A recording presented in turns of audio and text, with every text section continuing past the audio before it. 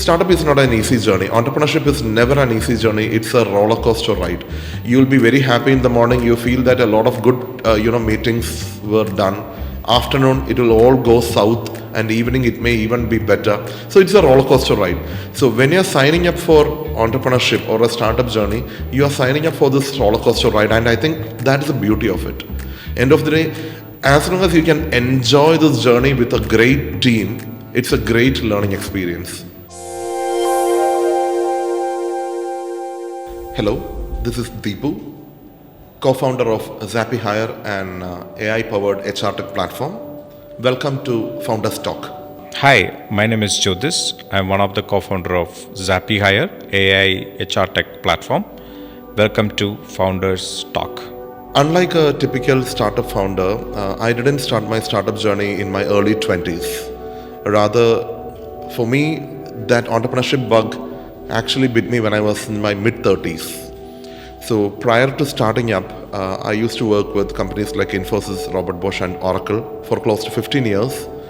And it was when I was around 35 that I seriously had this passion to, I wouldn't say passion, rather seriously had a plan to start up. So along with my co-founder Jyothis, who used to be my colleague since 2005, when I was in my 35, that's the time when we decided that, we had done enough in our corporate background as an employee. And now is the time to really, move out, say goodbye to salary and, start something on our own. So that is how in 2018, both my co-founder and we decided to resign our job and start up Zappyhire. So if you look at it, that whole journey was really rewarding. So when I look at it, around 15 years in corporate, like in big companies, we learned a lot of things. We learned how to scale, we learned how to sell, we learned how to build.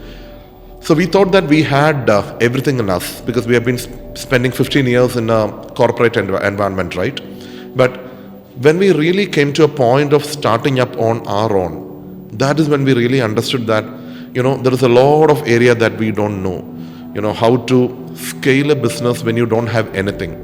Like for example, if I'm working with a corporate, I have a big cushion. If I fail, there'll be 100 other people to support me. If I needn't think about salary, I need not think about investment. I don't have to think about sales. If I'm an engineer, I just need to build. But when you're running a startup, the journey is totally different. You have to think about whom to hire. You have to think about how to sell. You have to think about how to market. You have to think about how to get the investment. You have to think about how to message and position it right. So I would say the past 7 years into entrepreneurship was a great journey of learning. It is, I would say, nothing short of Ivy League MBA. That's the way I would put it. I started my career with Infosys way back in 2005. As a typical software engineer, I started my career with Infosys and worked towards the requirements, and my motivation is to work more and get on site and get the promotions and so on and so forth. So that is the moment which I met with the AI startup based out of Barcelona way back in 2013. And that's an opportunity for me to get introduced to the world of AI very early stages in 2013 itself. And we started building that particular product, and we could sold that into a couple of the large banks in India. And we are the first company who's actually introduced an AI conversational bot into Data and Tata Capital, HDFC Bank, a couple of other banks in India. From there, within 6 years, we could actually build that a business of close to 2 million ARR, and that's the point we have decided to spin off Zappyhire along with my co-founder, Mr. Deepu. We met in Infosys, where we were working together as a deputed engineers in Zurich. From there, we started discussing multiple ideas, couple of them in fact, and we decided to land this idea of Zappyhire, where we try to automate the entire hiring process for the large organizations. So the journey of Zappyhire was quite interesting. We started in 2018, and we gained our initial set of customers in the first few years. And after that, back in 2020, we were successful in getting, the first round of investment from one of our customers itself. So that was a real validation, because a customer believing in you and investing in an organization was, a validation of our thought process and the solution that we were offering to the market. After that, we raised our second round of investment from Kerala Angel Network and Hedge Equities, Mr. Alex. That was back in 2021. So during this process, one of the interesting things is that, as I said, almost 6 of our existing customers turned to be our investors. Again, that is something which we cherish a lot, when the customer itself comes and says that I would like to invest in your organization. So that was the kind of initial confidence that we got, which, motivated us to move forward and build something even better. Now, when I say that we are building something better, that's something which I really want to tell to, the aspiring entrepreneurs also.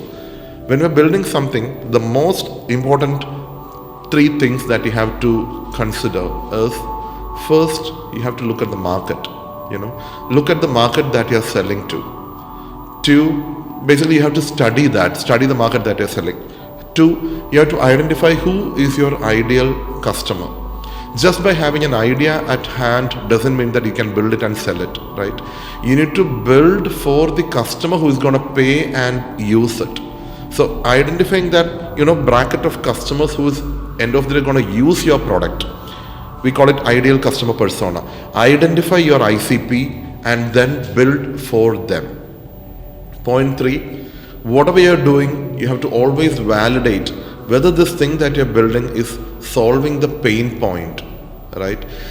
Like, you build something, you feel it's, okay, I feel it's a need, that doesn't mean that the market needs it. So, look out for indicators, whether this is a real pain point, and then message it accordingly and build and sell to them. So end of the day, startup is not an easy journey. Entrepreneurship is never an easy journey. It's a roller coaster ride. You'll be very happy in the morning. You feel that a lot of good meetings were done.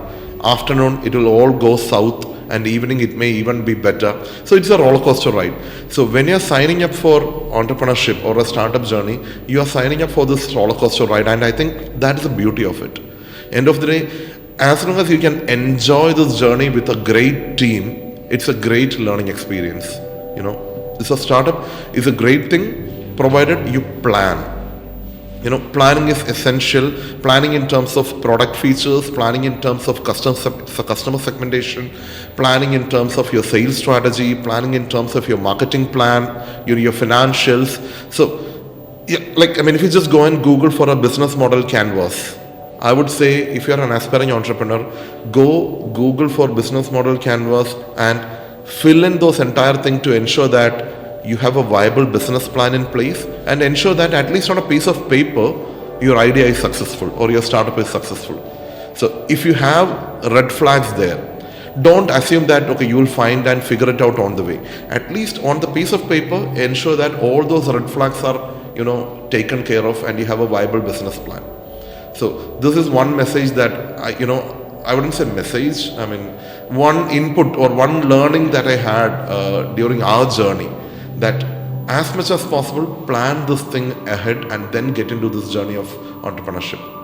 So one thing which I wanted to share with all of you is that during our last 7 years of journey, there are many situations where we feel we are not going the right path, right? Like what you normally do when you feel down in terms of your health or in terms of your mental health, you seek the additional support, or you may go to the doctor in order to heal it, right?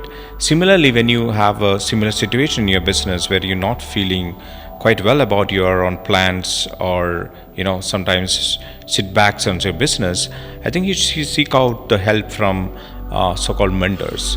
If you wanted to talk to any founder who is actually going through this similar journey, he can help you out. Most of the time I find out is that people is little restricted in terms of asking help, right? I personally believe that don't need to hesitate in terms of asking help. you should ask the help and explore the possibility of power of asking, right? There could be n number of people who are ready to help in your business, or who's already established and already become the superstars in their own domains. They can come back and help you with a whiteboard and figuring out what exactly the problem you are facing, and then solve that issue. In short, whenever you seek help, whenever you feel like seeking help, please feel free to do so. There are many people outside in the market who are ready to help you and make sure that your business is going on the right direction.